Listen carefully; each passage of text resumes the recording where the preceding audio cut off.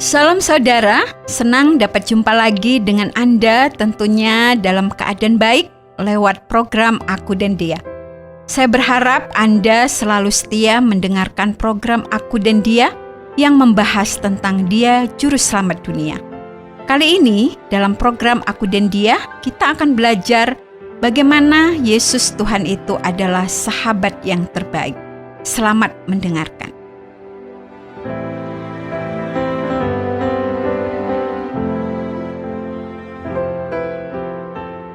Aku berpikir suamiku bercanda ketika ia mengatakan bahwa ia baru saja bertemu dengan salah seorang teman masa kecilnya yang sekarang sudah menjadi seorang pejabat.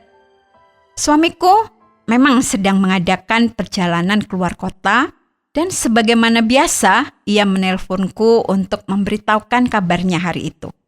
Dan saat itulah ia mengatakan bahwa ia dan beberapa teman masa kecilnya baru saja mengunjungi salah satu teman mereka yang saat ini sudah menjadi pejabat yang mempunyai jabatan cukup tinggi.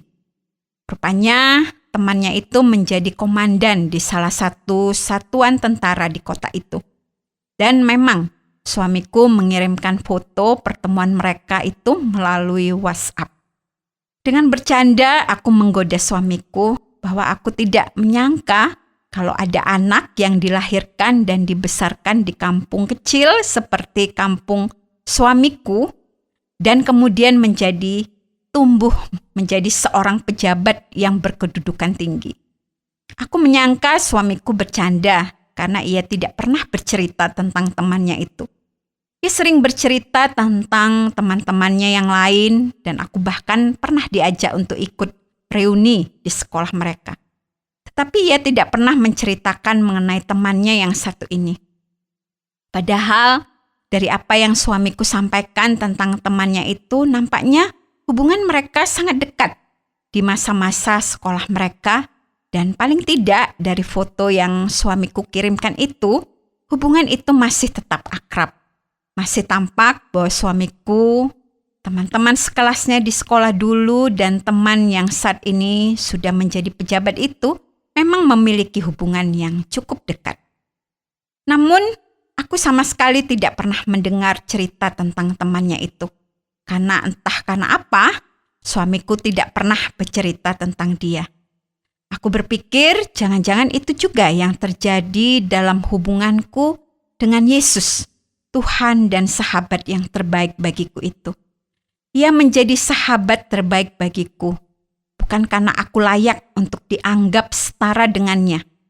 Ia menjadi sahabat terbaik bagiku juga sama sekali bukan karena aku yang berjuang menjaga agar persahabatan itu terjaga dengan baik dan menguntungkan bagi kedua belah pihak. Sama sekali tidak demikian. Yesus menjadi sahabat terbaik bagiku semata-mata karena ia penuh dengan kasih kepadaku dan siap untuk menerimaku apa adanya. Ia bahkan berinisiatif untuk menjadikan aku sebagai sahabatnya ketika aku ada dalam keadaan yang sama sekali tidak layak untuk menerima uluran tangan persahabatannya itu. Semua hubungan persahabatan itu dimulai olehnya, tanpa ada sesuatu pun di dalam diriku yang bisa membuat aku bisa berada dalam posisi ini. Dan hubungan itu tetap terjaga dengan baik juga bukan karena aku berhasil menjadikan diriku sebagai sahabat yang menyenangkan hatinya, yang melakukan hal-hal yang berkenan kepadanya. Hubungan itu tetap terjaga semata-mata karena kasih dan kesabarannya yang melampaui kesalahan dan kekuranganku. Karena alasan itu sajalah, maka ia tetap menjadi sahabat yang terbaik bagiku di dalam kehidupanku. Namun, aku kemudian bertanya kepada diriku sendiri, apakah aku sudah membuat Yesus, sahabat terbaik bagiku itu dikenal juga oleh orang-orang yang ada di sekitarku? Kalau ia memang sahabat terbaikku, pernahkah aku memperkenalkannya kepada orang-orang yang dekat denganku? Atau aku justru sama sekali tidak pernah menyinggung sama sekali persahabatanku dengannya, sehingga tidak ada orang yang tahu bahwa ia adalah sahabat yang terbaik. Aku ingat sebuah kisah tentang seorang yang diberi kesempatan untuk mengenal Yesus. Semula orang itu adalah seorang yang dikuasai oleh roh jahat, dan Yesus menyembuhkan dia. Sebagai ucapan syukurnya, ia ingin diberi kesempatan untuk mengikuti Yesus. Namun, Yesus justru menyuruhnya untuk pulang kepada keluarganya sendiri.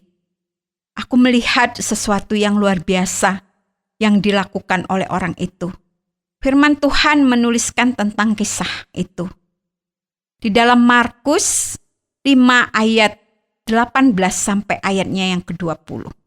Demikian firman Tuhan. Pada waktu Yesus naik lagi ke dalam perahu, orang yang tadinya kerasukan setan itu meminta supaya ia diperkenankan menyertai dia.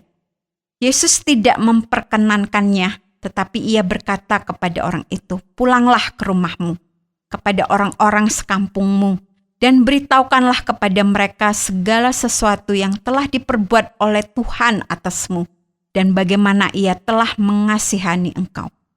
Orang itu pun pergilah dan mulai memberitakan di daerah Dekapolis segala apa yang telah diperbuat Yesus atas dirinya, dan mereka semua menjadi heran.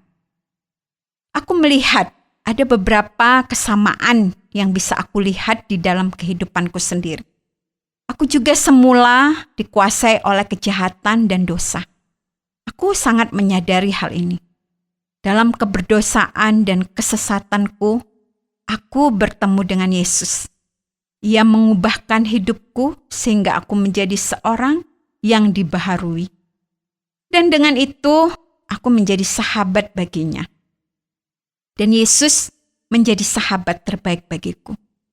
Namun, yang sangat luar biasa adalah bahwa orang yang disembuhkan dari kerasukan itu dikuasai oleh kekaguman dan juga kasih yang sangat besar, sehingga ia tidak bisa menahannya untuk dirinya sendiri. Ia begitu dipenuhi dengan rasa syukur bahwa Yesus sudah menjamah hidupnya, sehingga ia tidak bisa menutup mulut dan menyimpannya bagi dirinya sendiri. Ia mulai bercerita tentang segala yang dilakukan Yesus atas dirinya. Aku perlu juga mengingat-ingat apakah hubunganku dengan Yesus juga sudah mendorongku untuk mulai bercerita tentang Dia. Aku sudah sangat sering mengingat apa yang dilakukannya bagi hidupku. Tanpa Dia, aku tahu bahwa hidupku akan tetap ada dalam keputusasaan dan keterikatan kepada semua kejahatan dan dosaku. Aku juga tahu bahwa Dia sudah melakukan segala kebaikan yang tidak mungkin aku bisa terima dari siapapun juga yang lain di dalam dunia ini. Dalam bahasa Alkitab, kasih dan damai sejahtera yang diberikan Yesus itu melampaui kemampuan akal budiku untuk memahaminya. Dan berbicara tentang kesetiaan, firman Tuhan sendiri menuliskan di dalam 2 Timotius 2 ayat 13. Jika kita tidak setia, Dia tetap setia, karena Dia tidak dapat menyangkal dirinya.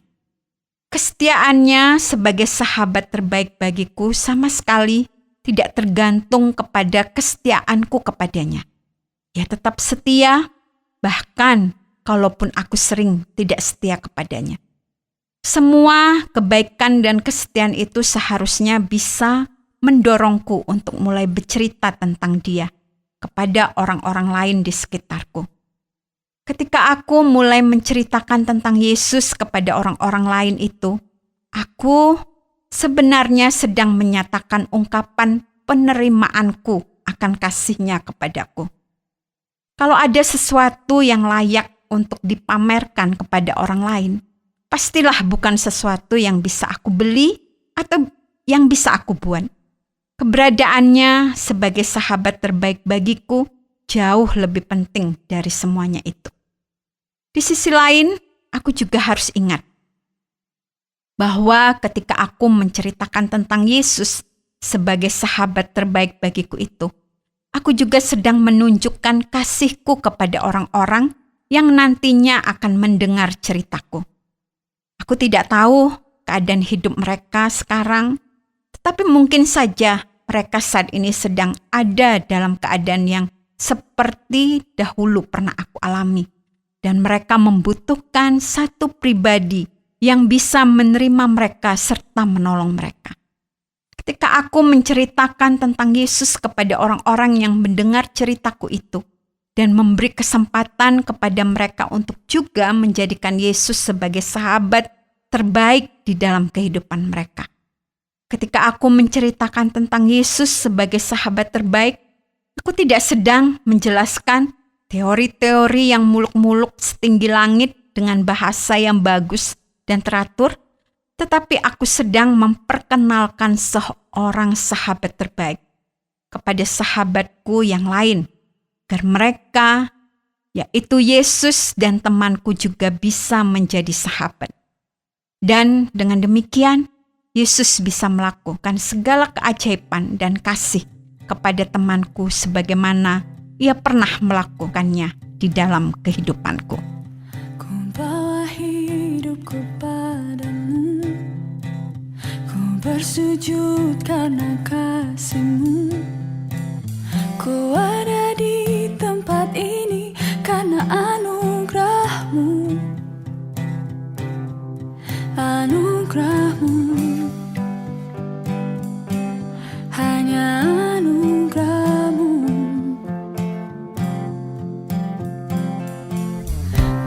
Pernah ku meragukan cinta-Mu saat ku ada di titik terendahku. Namun kasih-Mu selalu menemukanku. Anugerah-Mu, hanya anugerah-Mu. Yesus sahabatku, sahabat setia. Kau di hatiku, ku di hati-Mu selamanya. Yesus sahabatku, sahabat setia. Ku takkan takut, Kau besertaku selamanya. Saat ku takut dan tak mengerti. Terima kasih Anda sudah mengikuti pembahasan kita mengenai Yesus Kristus yang adalah sahabat terbaik bagi manusia.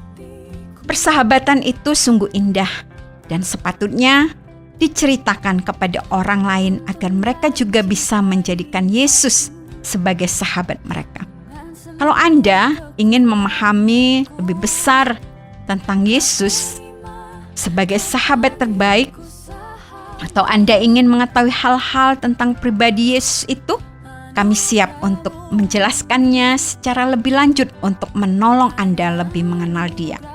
Anda dapat menghubungi kami lewat SMS atau WhatsApp ke nomor 081 333 777 386. Sampai jumpa, Tuhan Yesus memberkati.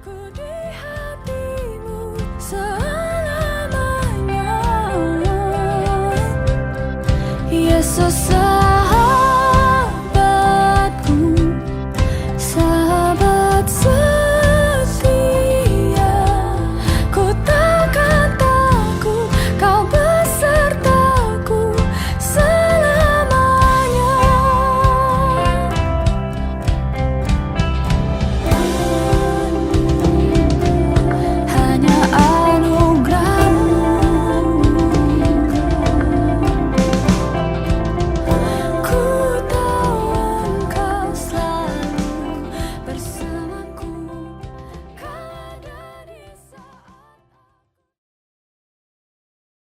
Terima kasih Anda sudah mengikuti program kami. Jika Anda diberkati, jangan lupa like, komen, dan share supaya Anda tidak ketinggalan setiap program terbaru kami. Jangan lupa juga untuk subscribe channelnya dan nyalakan loncengnya. Jika Anda ingin mendukung pelayanan kami, bisa melalui rekening kami berikut ini atau menghubungi kami di sini.